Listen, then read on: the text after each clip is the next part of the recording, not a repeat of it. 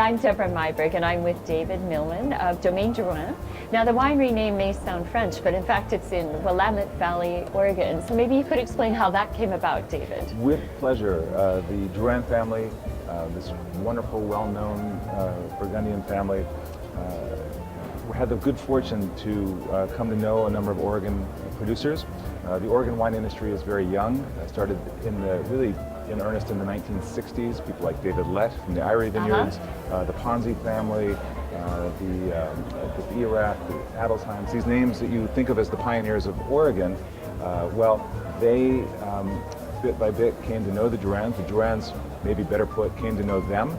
And in 1986, Veronique Drouhin, fresh with a master's degree in enology, went to Oregon for her stage, for her internship, and she stayed with three wonderful families and had a great experience. And then the following year, they were going to return for the very first International Pinot Noir celebration, and Robert Drouhin was at Vin Expo, and so he got a phone call from David Adelsheim, who said, there's this beautiful piece of land, and if you ever thought of making wine in Oregon, you should come see this. And so Robert, okay, I'll be there soon. And he took a look at the piece of land. There was nothing planted, but he said, it's so beautiful, we just have to try. Oh, so well, it is indeed. I mean, I love that site. It's absolutely gorgeous and beautiful outlooks. And it is indeed. And of course, seems to make decent wine as well. Thank you. But you just got a new vineyard, Red Rock. Is that indeed? Where's indeed. that? Is that in? We're excited because people know us for the estate in the Dundee Hills, about 30 miles south of Portland.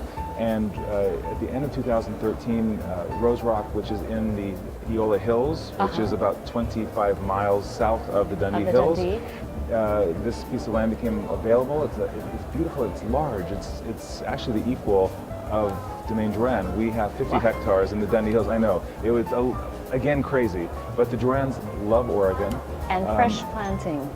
Yes, these are. That's quite an investment on the family's part. 50. But for them, at this point, 26, 28 years into the Oregon experience, they are utterly convinced of the potential of Oregon and the excitement that they see reflected in the world towards Oregon. Well, that's really interesting you put it that way, because it shows a real commitment to the region. It's not just, we had our experimental fun. Right. But continuing to invest must really help everyone feel increasingly proud of their site. That's exactly right, and it's a story that continues, and that's really the reason that I'm here now at Vin Expo in Hong Kong, is because we know that whereas 20 years ago you were explaining to the world and even parts of the United States where Oregon as a state is, let alone what Pinot Noir is, but today the conversation is, what inroads Oregon wine has already made in various places, and the acceptance that you see. And that's my first time to Hong Kong, and it's been incredible to see our wines on lists and to be told how well the wines are accepted. And this is something I'm quite sure the pioneers could not have foreseen. No, 50 years ago it was, I hope I sell our wine. Now it's a different discussion. So. And Masters of Wine have been so instrumental in that acceptance. Well, actually, I was going to say, I remember when studying for the Master of Wine, writing you and saying, can you help me position, Willamette against New Zealand, or Willamette against Central Otago, which is where I often put Dundee against Central Otago. But, it's been a decade now, so could you help me understand how you position these sites? What are the styles we can expect? Right, and it's an interesting conversation, because you end up wanting to identify Oregon as its own thing, because it is its own place. Yes. And yet the characteristics of a cool climate Pinot Noir with a real terroir-driven focus is something, of course, that we learned from Burgundy. Some of the fruit-forward characteristics we see in warmer climates like California. The sands are shifting a bit. That's exciting as climates change, and we've had quite a run of warm vintages of late. So seeing how our vineyards adapt to that and how winemakers adapt to that is pretty exciting. It's so young, everything is new. And as the Drouhins always say, you get one data point per year. You get one chance each year to learn everything you possibly can. But for people who have had enjoyed a lot of Oregon wine, they, I think, see it as unique because there is earthiness, but there's fruit, and so it lives somewhere in between. Balance is a trademark of Oregon wines, and certainly the Drouhin wines in particular. Oregon sometimes has some disease pressure, some issues with mold. Right. Are there new developments, new techniques, anything? Well, I mean, what are the winemakers or viticulturalists doing to protect the fruit? Right. Diseases are interesting. In Oregon, we view odium and there's now red blotch. There are other things that happen. It's it's very expensive. Normal, yeah. Expensive gardening, and so there are things that you'll encounter. But of course, to a Burgundian,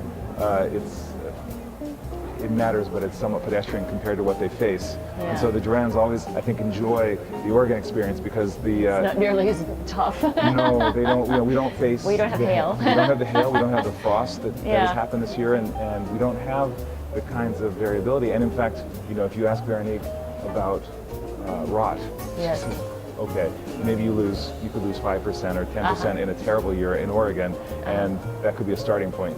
In Burgundy, the challenges that they have are so much more serious. So I think the Drouhins enjoy the challenges are about the wine you make as opposed to specifically what you might not be able to harvest in a given year. And how would you, for people unfamiliar with Willamette, well, Your first of all, pronunciation's perfect. Yeah, absolutely. Well, I always remember it's Willamette, damn it. Yes, it is. Yes, it is. But people that are unfamiliar with the region, could you sum up what they could expect?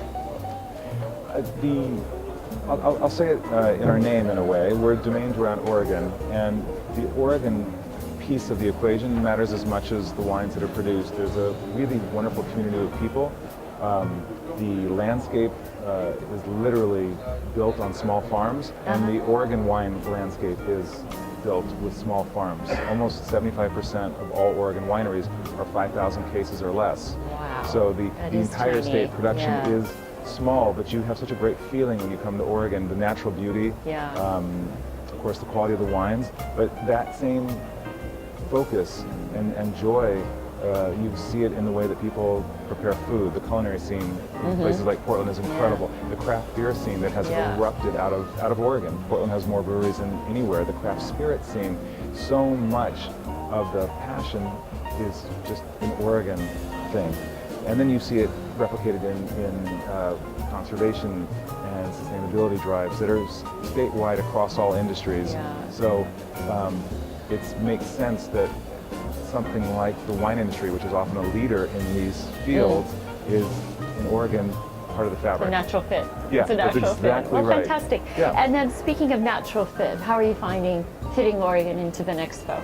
Well, exciting that we can be here as a group. Some of my friends from Adelsheim and Elk Cove and Omero and Firesteed, and we always enjoy being able to be together, and so the Expo has given us this opportunity and to show people, if you like our wine, that's wonderful, but if you you may well like my neighbor's wine just as much or more. And so I'm so pleased to hear you say right. that, because that attitude is what makes it work for all of us here. Thank you. Well, yeah, it's a great opportunity, and also to have some Washington wines present and with us in the Northwest section. Yes. Because we want people to come visit and to come to Oregon and experience that, and come to Washington and and California. And well, fantastic. whatnot, so. I hope to see you in May. I would love that. That would be Great. lovely. Mark your calendar.